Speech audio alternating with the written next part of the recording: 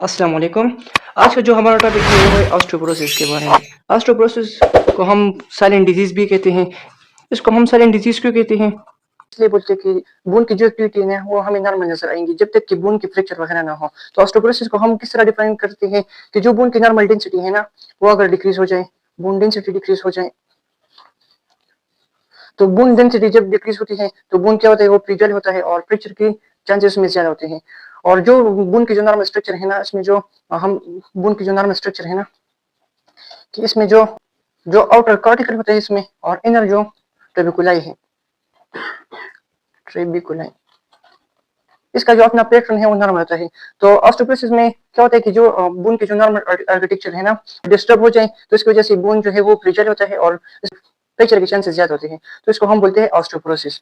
तो ऑस्टियोपोरोसिस में normal process क्या होते हैं कि जो मिनरलाइजेशन है ना, इसमें मिनरलाइजेशन नॉर्मल होगी, मिनरलाइजेशन इसमें नॉर्मल होगी, और जो इसकी क्वांटिटी है ना, इसमें मिनरलाइजेशन की जो क्वांटिटी है वो डिक्रीज होंगी, क्वांटिटी एंड क्वालिटी दोनों डिक्रीज होंगे। मिनरलाइजेशन तो नॉर्मल होगी, लेकिन इसकी जो क्वांटिटी और क्वालिटी है वो दोनों जो है वो डिक्रीज होती है इसमें। इस वजह से ऑस्टियोपोरोसिस फॉर्म होती है।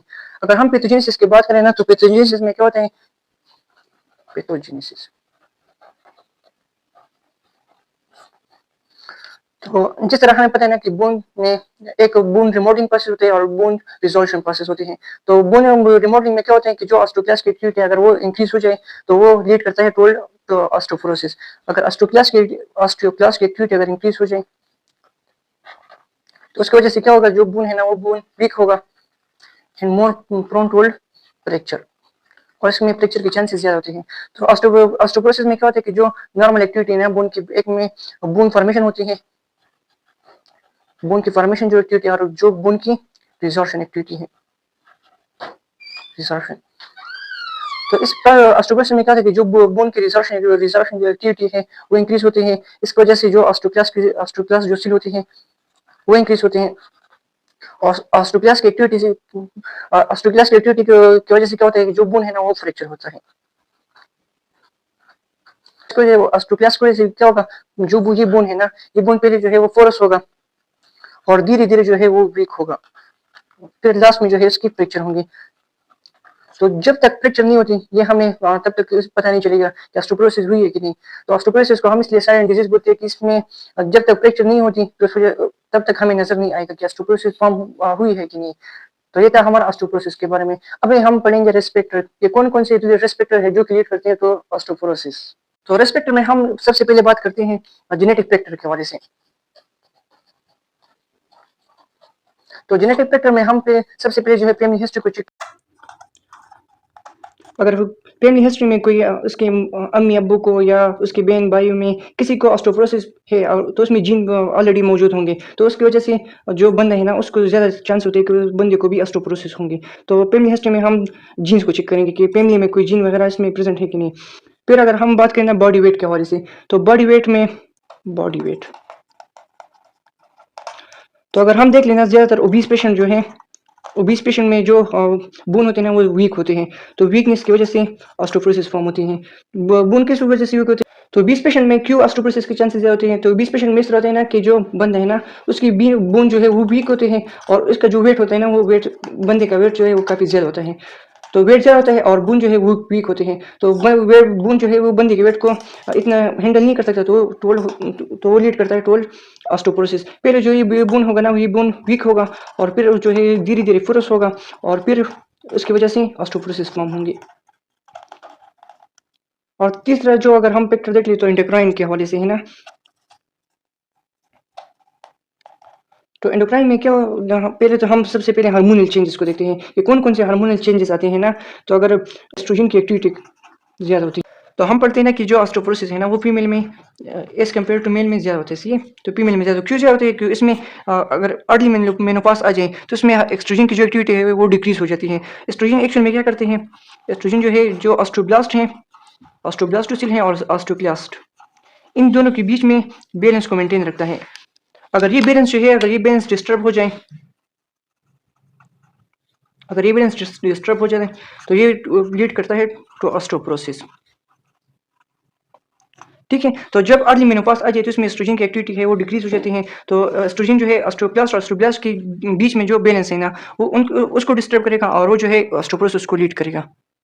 अब जो नेक्स्ट रिस्पेक्टर है वो है हाइपरथायराइडिज्म। तो हाइपरथायराइडिज्म में जो थायराइड हार्मोन है ना अगर वो इंक्रीज हो जाए, थायराइड हार्मोन अगर इंक्रीज हो जाए तो इसकी वजह से क्या होता है कि जो ये भी ऑस्टियोब्लास्ट और ऑस्टियोक्लास्ट एक्टिविटी को डिस्टर्ब करते हैं। इसमें ऑस्टियोक्लास्ट की एक्टिविटी ज़्यादा होती है, ऑस्टियोक्लास्ट की एक्टिविटी ज़्यादा होती है और ऑस्टियोब्लास्ट जो है उसकी एक्टिविटी कम होती है।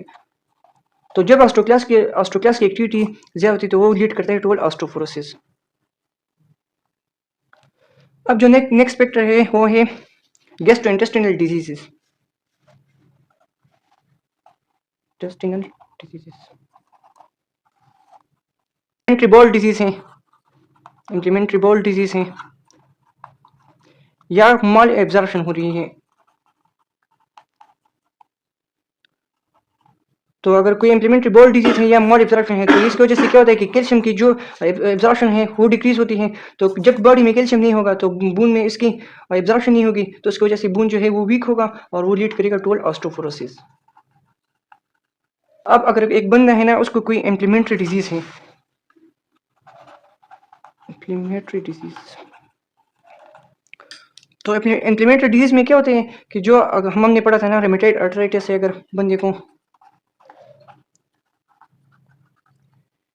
या कोई और एंकाइलोजिंग स्पॉन्डिलाइटिस है तो ये दोनों भी क्या करते हैं, ये बोन को वीक करते हैं और वो जब बोन वीक हो जाती है तो वो फ्रैक्चर होता है, पोरस होता है और वो लीड करेगा टुवर्ड ऑस्टियोपोरोसिस, एंकाइलोसिस स्पॉन्डिलाइसिस। अब कोई ड्रग्स वगैरह एक बंदा है ना वो ड्रग्स ले रहा है, ड्रग्स में से ज़्यादातर अगर कार्टिकोस्टेरॉइड अगर कोई बंदा है वो स्टेरॉइड को यूज़ करता है, कार्टिकोस्टेरॉइड हो गए या कोई सेडेटिव ड्रग्स हो गए तो ये भी लीड करता है टुवर्ड ऑस्टियोपोरोसिस। अब अगर कोई बंदा है ना उस वो डाइट में कैल्शियम जो है उस इतना ज़्यादा नहीं ले रहा ना, अगर उसकी लाइफस्टाइल ऐसी है कि उसकी जो डाइट है ना उसमें कैल्शियम का इंटेक जो है वो कम है, कैल्शियम की जो इंटेक है ना वो कम है तो वो भी लीड करेगा टुवर्ड ऑस्टियोपोरोसिस। उस बंदे में चांसेस ज़्यादा होती है कि उसमें ऑस्टियोपोरोसिस हो या एक बंदा ऐसा है ना जिसमें वो इमोबिलाइज हो जो कि ज़्यादातर मूवमेंट वगैरह नहीं करता तो उसकी वजह से भी जो बोन है ना वो अनयूज रहेगा और उसमें ऑस्टियोपोरोसिस के चांसेस काफ़ी ज़्यादा होते हैं। अब अगर कोई बंदा है ना उसको एनेरोक्सा है या कॉपर डिफिशिएंसी उसमें न्यूक्लियस वगैरह है, प्रेगनेंसी रिलेटेड कोई मसला है या वो विटामिन सी ऐसे डाइट ले रहा है उसमें विटामिन सी की कमी है तो वो बंदा जो है वो मोर प्रोन टुवर्ड ऑस्टियोपोरोसिस होगा, उसमें ऑस्टियोपोरोसिस की चांसेस ज़्यादा होगी। अब हम पढ़ते हैं ऑस्टियोपोरोसिस के टाइप के बारे में। तो ऑस्टियोपोरोसिस के मेनली 2 टाइप होते हैं। एक टाइप जो है वो हम पढ़ते हैं पोस्ट मेनोपॉजल प्रोसेस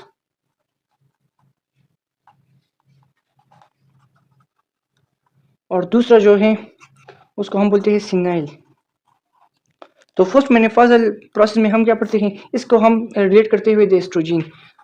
अभी हमने पढ़ा ना कि जो रिस्पेक्टर में हमने पढ़ा कि एस्ट्रोजन की एक्टिविटी बॉडी में कम है तो वो लीड करेगा टुवर्ड द ऑस्टियोपोरोसिस, क्योंकि एस्ट्रोजन क्या करते हैं, एस्ट्रोजन जो है ये एस्ट्रोब्लास्ट और ऑस्टियोक्लास्ट की एक्टिविटी को मेंटेन रखते हैं। अगर एस्ट्रोजन बॉडी में कम है तो ये एक्टिविटी डिस्टर्ब होगी तो वो लीड करेगा टुवर्ड ऑस्टियोपोरोसिस, ये बोन को वीक करेगा तो वीक बोन जो है वो लीड करेगा टुवर्ड ऑस्टियोपोरोसिस। ठीक है, तो ये था हमारा पोस्ट मेनोपॉजल प्रोसेस में। अब दूसरा जो है वो है सिनाइल। सिनाइल हम कहते हैं विथ एज को, जितना एज ज़्यादा होगा तो बॉडी में जो ऑस्टियोब्लास्ट की सेल है ना, ऑस्टियोब्लास्ट जो एक्टिविटी है वो डिक्रीज होगी और जो ऑस्टियोक्लास्ट की एक्टिविटी है वो इंक्रीज होगी। तो जब ऑस्टियोक्लास्ट की एक्टिविटी इंक्रीज होगी तो बोन क्या होगा, बोन फ्रिजाइल होगा और वो लीड करेगा तो उसमें फ्रैक्चर की चांसेस ज़्यादा होंगे तो वो लीड करेगा टुवर्ड ऑस्टियोपोरोसिस। मोस्टली कौन कौन सी एरिया जो है वो इफेक्ट होती है, तो लोकेशन में अगर हम बात करेंगे ना तो बोन में वो एरिया जो कि स्पंजी एरिया है ना, ज़्यादातर स्पंजी एरिया बोन में इफेक्ट होंगे as compare to compact bone. तो स्पंजी बोन ज़्यादातर इफेक्ट होंगे। लंबर वर्टिब्रा में मोर चांसेस है कि ऑस्टियोपोरोसिस होगी। फीमर बोन है उसका जो नेक है उसमें जो स्पंजी बोन है ना उसमें चांसेस ज़्यादा होती है कि वो लीड करेंगे तो उसमें फ्रैक्चर हो। फिर जो distal portion of the radius है, distal portion of the radius, तो इस एरिया में ज़्यादा चांसेस होते हैं कि वो इस एरिया में ऑस्टियोपोरोसिस हो। तो अब हम बात करते हैं clinical picture of the osteoporosis की। तो क्लिनिकल पिक्चर में सबसे पहले जो ऑस्टियोपोरोसिस होती है ना वो पहले एसिम्प्टोमेटिक होगा, एसिम्प्टोमेटिक। अब अगर मैं बात करूँ ना उसके बारे में तो वर्टिब्रल क्रैशेस में क्या होते हैं कि ये तो नॉर्मली स्टार्ट में जो है वो एसिम्प्टोमेटिक होगा, फिर बंदे को धीरे धीरे लोअर बैक स्पाइन में जो कि लंबर वर्टिब्रा है उसमें पेन महसूस होगा, लंबर वर्टिब्रा में पेन स्टार्ट होगा। फिर क्या होगा, इसकी वजह से वर्टिब्रा के बीच में जो एरिया है ना वो कोलेप्स होगा, तो 2 वर्टिब्रा जो है वो कोलेप्स हो जाएंगी, ये कोलेप्स होंगे। तो जो जब 2 वर्टिब्रा जो है वो कोलेप्स हो जाए तो इनकी कोलिजन की वजह से क्या होगा, जो बंदा है ना इसकी हाइट जो है वो डिक्रीज हो जाएंगी, इसके बंदे की हाइट डिक्रीज होंगी और इसकी वजह से जो काइफोसिस है ना, काइफोसिस वो इंक्रीज होगा और बंद ये वर्टिब्रा जो है ये टुवर्ड एब्डोमेन जो है वो प्रोट्रूड करेगा।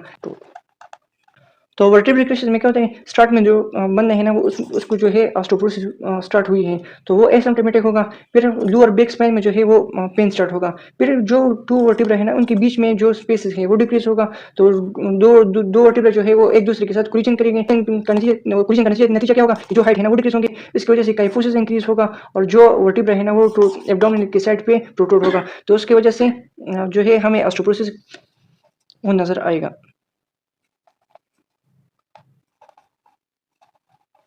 तो इससे हमें ऑस्टियोपोरोसिस का पता कंफर्म होगा कि इस बंदे को ऑस्टियोपोरोसिस वगैरह हुई। अब अगर मैं इन्वेस्टिगेशन की बात करूँ कि हम किस तरह इसके लिए हम कौन कौन सी इन्वेस्टिगेशन करेंगे, तो सबसे पहले जो हमारा इन्वेस्टिगेशन है वो अगर हम लैब टेस्ट करेंगे तो लैब टेस्ट में हम करेंगे इसके लिए सीरम अल्कलाइन फास्फेट जो है वो अगर हम देख लें तो नॉर्मली जो है वो नॉर्मल होगा, बट कुछ कंडीशन है या कुछ फ्रैक्चर हुआ है बंदे को तो उसके आफ्टर फ्रैक्चर जो है वो इंक्रीज होगा, आफ्टर फ्रैक्चर स्लाइटली एलिवेट होगा। तो सबसे पहले हम टेस्ट करेंगे सीरम अल्कलाइन फास्फेट की, नॉर्मली जो है वो नॉर्मल नज़र आएगा और कुछ कंडीशन या जो जब फ्रैक्चर वगैरह हो जाए तो उसकी वजह से स्लाइटली एलिवेट होगा। दूसरा जो इसके लिए हम करेंगे सीरियम कैल्शियम फास्फेट इंफ्राथायराइड हार्मोन का टेस्ट करेंगे, वो भी नॉर्मल होगा। तो फिर हम जाएंगे इसके लिए एक्सरे की तरफ। तो एक्सरे जब हम करेंगे इसके लिए परफॉर्म करेंगे ना, जो एरिया जो है वो फ्रैक्चर हुआ है, फ्रैक्चर एरिया पे बून की जो इंटेंसिटी है ना वो डिक्रीज होंगे।